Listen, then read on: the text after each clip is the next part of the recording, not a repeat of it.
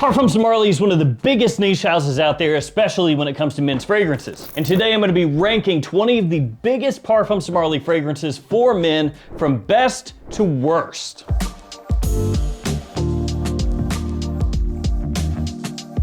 Hey friends, Ash here. Welcome back to Gents. Hope that you're doing well. All the fragrances that I talked to you guys about are going to be linked in the description below. And speaking of Parfums de Marly, there is a massive PDM sale going on right now. It's a 48-hour sale and it covers pretty much every single PDM that you could want other than the newest, Castly. All the fragrances are marked down really heavily, so if you've been looking for a Parfums de Marly, whether it's one of the larger ones or maybe a slightly lesser known one, you should check out the sale and scoop up what you want now before it ends. And the sale prices are actually more similar to what they used to be back years ago. So that is linked in the description below, the PDM sale. There are other things associated with that sale, but PDM is really what you want to focus on because some of those prices are shit. And we're going to try to work through each one of these fragrances as quickly as possible since there are so many to talk about. Starting off with number 20, Cologne. This one got a good amount of hype when it first dropped, but it's one that just never really has worked for me. It's never been a compliment pulling type of scent, and in general, I'm not really a fan of how it smells. I do love the bottle though. I think the bottle looks great. Might actually be one of the best looking bottles they've released. The red really pops. So the scent itself is a little bit earthy smelling, dusty to an extent, has kind of a minerality to it, and when you smell it, especially if you spray it on pretty heavily, it can almost cause your throat to want to close. So while for some people this is going to work really well, and I know some people out there do love cologne and swear by it, for me it's always been kind of gross. At least as far as PDM fragrances are concerned, because for the most part, Parfums de Marly tries to release stuff that is extremely easy to wear. And when you compare this one to some of the other ones that are going to come later in this video, you see what I mean. It's just not quite as easy to pull off, not quite as appealing. Number 19 is Byerly. Now this is a fragrance that, to be fair, does not get hyped up a whole lot, doesn't get talked about a whole lot. It is a very woodsy fragrance, dry, kind of grassy. Actually, when you first spray it on, it smells a little bit reminiscent, and this is gonna be kind of random, but a little bit reminiscent of the Pirates of the Caribbean ride in Disney World or Disneyland. So if you've ever ridden that ride, there's a section where you go through a burning town and it smells vaguely reminiscent of the smell that they pump into the ride at that part. Like a little bit of like barbecued wood to an extent. So spicy, woodsy, a little bit smoky, and frankly, kind of hard to pull off. And this is a slightly older Parfums de Marly fragrance. I think it came out like around 2014. Could be completely off there. But what I'm trying to say is this was something that was released before PDM took off in a huge way. And so it doesn't have that same kind of ease of use and compliment factor. Now, some people are going to appreciate it for that, but I think that when you're paying these prices, I would much rather have everything else that comes after it. Now, the next scent is one that I actually used to own but sold. So I guess that says something. It's Parfums de Marly Darly. And if you've never smelled it, it's kind of similar to Le Male. And by kind of similar, I mean pretty similar. So it's gonna give you a lot of the same aspects of Jean Paul Gaultier's Le Male, only it is much more expensive. And it's actually not super strong either. Yeah, so you don't really get that added benefit of like, well, you know, it's a Parfums de Marly, it's higher quality, it's got better performance, even if it smells a little similar to a designer scent. It was actually more subtle than just straight up Le Male. And if you're gonna get a niche fragrance that's kind of in that styling, I would get Reflection Man from Amouage. Not that it smelled awful or anything like that, but Darly was just not that great, so I sold it. Yeah. Next up is Galloway. Now, Galloway is a solid fragrance, and actually there's kind of a gap here. So like the first three, and then a gap, and then Galloway. Galloway, though, does smell similar to Lalique's White, which is really inexpensive. So this is another example of Parfums de Marly being inspired by a designer fragrance, or taking some ideas from them, and then putting it into their own release. Now, this one is gonna be a little bit more classy, a little bit more grown up. It does have a touch of sweetness to it, and it's got a nice citrus, musk, pepper kind of scent profile. Performance is solid, lasts a long time, really good for spring, fall, potentially summer as well. Galloway is followed by a Castor. Now, this one is really high quality. The fragrance itself smells well done. The issue that I have with this one is that it is a rose oud fragrance. Now, as I said, it's a well-done rose oud fragrance that has solid performance, lasts a long time, projects heavily. It's just I have smelled this type of scent over and over and over and over and over and over again. And if you really wanted to, there's like dozens and dozens and dozens of other niche fragrances out there that are gonna give you a pretty similar scent profile in a lot of different ways. But it is, as I said, really high quality, great for fall and winter time, and extremely strong. It also sometimes leans more toward the more expensive side of things of PDM scents. So that's another drawback. Pegasus is up next. And I know some people are gonna be like, no, dude, you can't put Pegasus down here. Pegasus goes up here, up here. But I have to say, Pegasus has never been one of the PDMs that blew me away, that when I smelled it, I was like, I gotta wear this. I have to have it. Obviously, I picked it up over time, but it was never one that was like, it smells a little bit similar to Hypnotic Poison from Dior, which is a fragrance marketed towards women. It's got a lot of almond, a lot of vanilla and heliotrope in there, so kind of creamy, sweet, with a little metallic tinge to it as well. It does have good versatility, and again, quality is good, performance is good, just not something that's extremely to my taste. Now, I would say there is a little gap here to the next fragrance, not a massive one, but a little gap, and Perseus is my next choice. This is a newer release, spring, summertime type of scent. It smells a little similar to like Terre d'Hermès in that style. And kind of sticking to that similarity to Terre d'Hermès, it has vetiver in here, so a nice woodiness, a little bit dry as well, and a good dose of citrus off the top. It is gonna be one that appeals a little bit more, I'd say, to probably middle-aged guys and older. You know, it's not quite as youthful leaning as some of the other warm weather fragrances that PDM has put out. It's got great performance, it lasts a long time. Definitely a really good office fragrance as well because of that slightly more classy lean it has. And to some people, it can have like a slight amount of funk to the woodiness as it dries down. Not too much though. Gonna follow that up with Godolphin, which is a little similar to Tuscan Leather from Tom Ford. I know there are a lot of fragrances from PDM where you can say it's a little similar to this, little similar to that, but that's just kind of how it is. A lot of fragrances from the house do have similarities that are a little bit more obvious, so you have to kind of mention that sometimes, just because maybe you're not familiar with the PDM, but you are familiar with the other scent. So yeah, Tuscan Leather-ish. It has that saffron in there. It's gonna give it a nice sweetness. The leather is well done. It's classy, it's smooth, has a nice like fruity sweetness in there as well. So kind of spicy, sweet, and then a deep leather. Fall winter time type of scent. Really leans a little more toward evening use, but you could wear it during the day as well. And I think it's actually extremely well done. I know that it's not like way high up the list, but it is a really nice wearable leather scent. And I actually own 2 bottles of this fragrance, so I'll do a giveaway for the other one later in today's video. So stay tuned for that. I don't have the box for it anymore, but I'll package it up nicely for you. The next scent I'm gonna go with is Castley. So this is the newest PDM as of this video. It's another one that's kind of a spring, summer type of scent, which you could probably tell just by looking at the bottle. It's got this kind of like blue-gray look to it. Now this one has a great opening. I love the way it smells when you first spray it on. It's citrusy, it's bright, it's slightly tart. It has like vague similarities to Imagination from Louis Vuitton, just in the opening, but also with the twist. It's not like straight up Imagination, it just has some similarities. Now as it dries down, it takes on like a woody minerality kind of vibe, which could remind you vaguely of like Bois Imperial.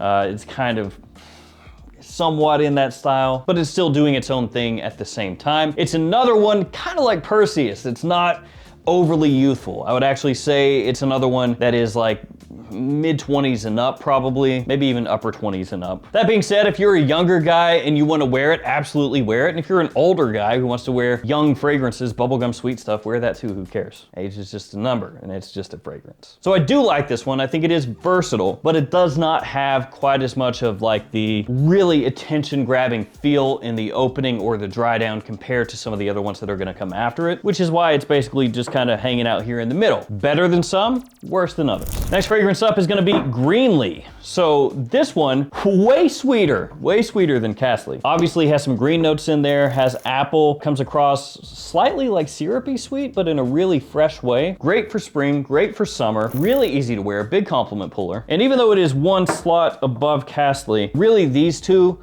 it would depend on where I'm going, what I'm doing as to which one I'd want to wear, because they would overlap a little bit in terms of like seasonality and everything else. Now I'd say there's another small gap here to the next one, which is going to be Pegasus Exclusif. So I think obviously Pegasus Exclusif is superior to Pegasus. I think this one is more masculine. It has more going on. It's more interesting. It doesn't have as much of that like metallic kind of creamy almond heliotrope overload that Pegasus has. It does have more of a dark overall tone to it, but like I said, it works better for me that way. You know, bolder, more masculine, slightly more animalic, but not really animalic. You also have more of a woody aspect in this one, a little more of a spicy aspect that comes out as well. Also get better performance with this one. The only drawback is it's more expensive because it's an exclusive. That means you pay more. I mean, that means it's higher quality. So while Pegasus is one that I could kind of take it or leave it to an extent, Pegasus exclusive, that's one I want to keep. Halton is the next one up, and that one is a little similar to Oud for Greatness from Initio Parfum, only with a more masculine overall lean to it. As you would expect, another fragrance with huge performance, lasts a long time, projects like a monster, especially if you go really heavy. It does have Oud as one of the main notes in here, but thankfully it is an Oud for Greatness type Oud, so that means it's not going to come across overly fecal or animalic or dirty or anything like that. It has a good amount of sweetness in there, saffron and praline, which is also going to help balance that oud out a little bit as far as just the wearability of it goes. You also have some aromatic notes in there, clary sage, you've got lavender, a very faint touch of citrus when you first spray it on, and also some cedar that kind of works in underneath the oud there. So obviously gonna be a fall winter time fragrance, leaning more toward winter. Great evening fragrance, really, really the type of scent that you could wear to a formal occasion with ease. But I will say it's probably not the most versatile of the Parfums de Marly fragrances.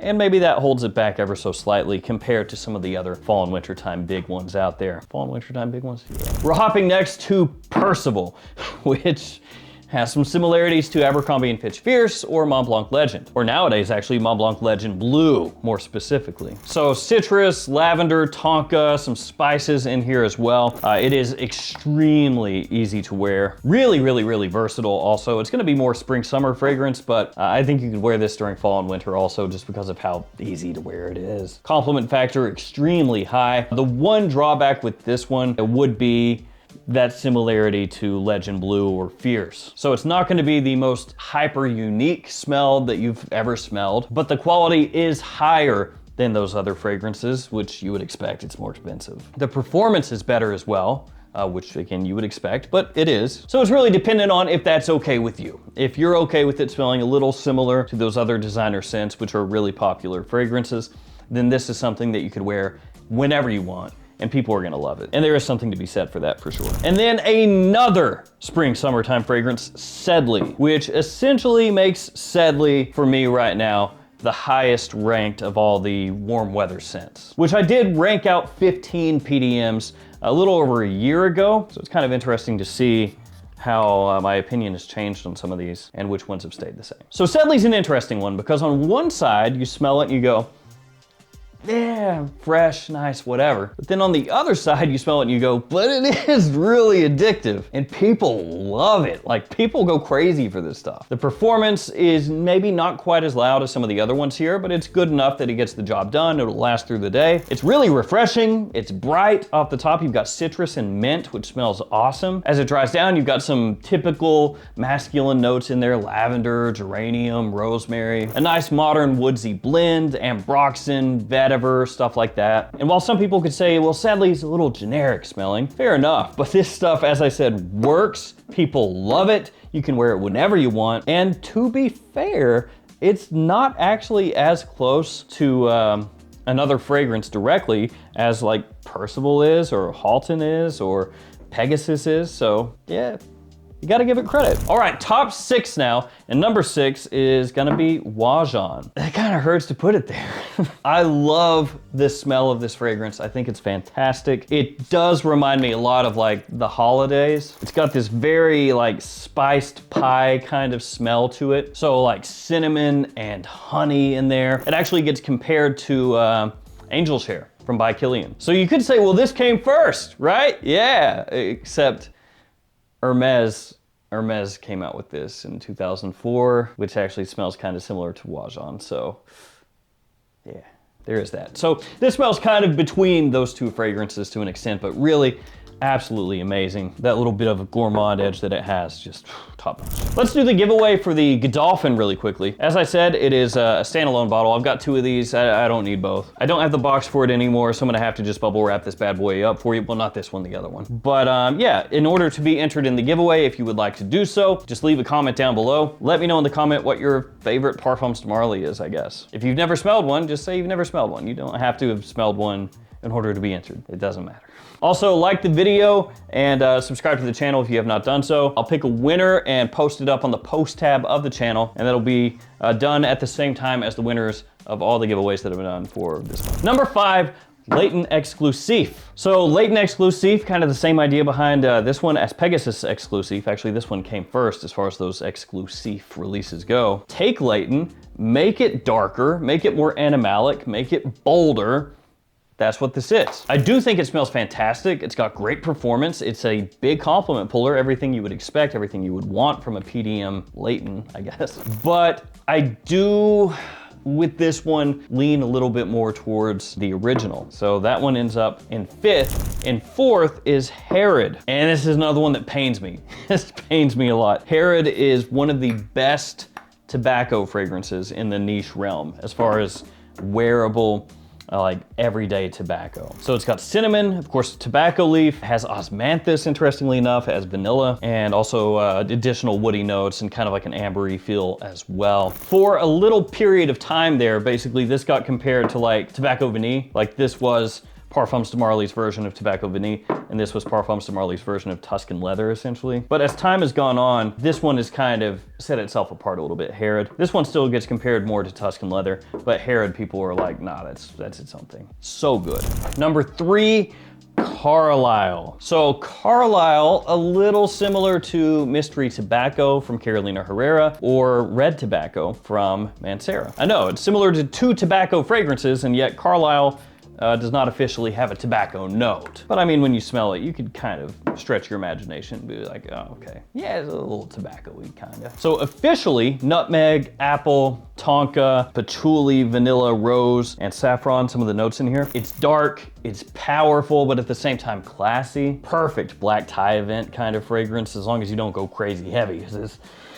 It's strong. And speaking about classiness, definitely more so than Red Tobacco. Red Tobacco, really aggressive, very punchy. This one much smoother, much higher end. Number 2, making a big move up, Altair. They put something in here. Not a fragrance note, no, something addictive. They've done something nefarious. I'm on to you, Parfums de Marly. Something good for your nose they've put in here. Keeps the people coming back sniffing for more. Altair is super addictive. First time I smelled it, I was like, it's okay. In fact, I think when I ranked this last year, that Altair was somewhere in this vicinity back here, I'm pretty sure. But the more you smell that, the more you want to wear it, and you get amazing reactions, which makes you want to wear it more and more and more. In the air, it's amazing. It's sweet. It is sweet. It's warm. It's like slightly syrupy, but in a really good way. Got a bunch of sweet, spicy notes in here as well. So you've got vanilla, you have praline, elemi, cinnamon, orange blossom, cardamom, and candied almond. Yeah. Sounds pretty good, sounds edible, and it smells edible. Also has great performance, and it has been so successful that there are like 50 clones of that fragrance at this point. So it moves way up, but not into first. In first place, I still got Latent. I know, it's kind of like a boring choice, Latent, like, oh, okay, but I don't know, it works. I still love the way it smells. Like that apple warm spice combo that it has, the cardamom, the vanilla, you just can't go wrong with it. Fall and winter time, that is one of the easiest fragrances to wear just about anywhere you go. You can pull it off in just about any situation. Great for dates, great for like an evening out, and good casually as well. And it's another one that has been duped to death. So if you want it on the cheap, you've got a bunch of options with both of these. So there it is. That is my ranking for this year of the fragrances that I own, except for the one I sold. I could buy it again and throw it in this video, but it'd be down there. So I'm like, I don't know that I want to do that. Now I do want to say, if you love something down here, just because I put it down here to my own taste does not mean you should not wear it, obviously. And if it works for you, it makes you feel confident, you enjoy it, It doesn't matter, wear it. You wear what makes you happy. Also remember that sale, which is linked below in case you are in the market for a PDM. Thank you guys for hanging with me. Stay safe out there, take care of yourselves. I'll see you tomorrow with another fragrance video. See you guys.